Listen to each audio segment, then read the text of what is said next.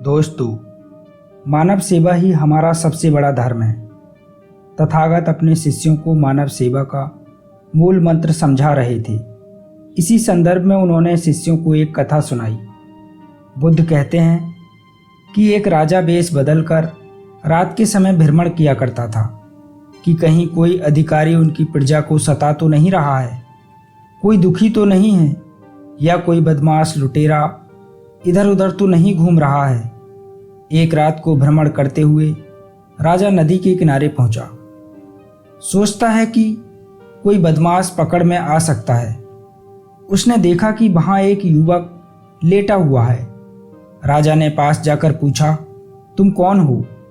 युवक पहले तो एक अजनबी को इतनी रात गए घोड़े पर देखकर सहम गया। फिर बोला, मैं लक्ष्मीबाई का दामाद हूं, अपनी घरवाली को लेने जा रहा हूं, पर मुझे इतनी जोर का बुखार चढ़ा है कि मैं एक कदम भी नहीं चल सकता। सोचा रात को यहां आराम कर लूं तो सवेरे चलने लायक हो जाऊंगा।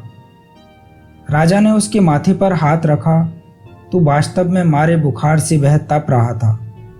राजा ने कहा, जाड़े के दिन हैं, यहाँ बियाबान में अकेले रहना ठीक नहीं है, चलो तुम्हें पहुँचाए देता हूँ। राजा बेस बदले हुए था, इसलिए युवक पहचान नहीं पाया। उसे उठाकर बैठाते हुए राजा बोला, तुम बीमार हो, घोड़े पर बैठ जाओ, मैं घोड़े की लगाम पकड़कर साथ साथ चलता हूँ।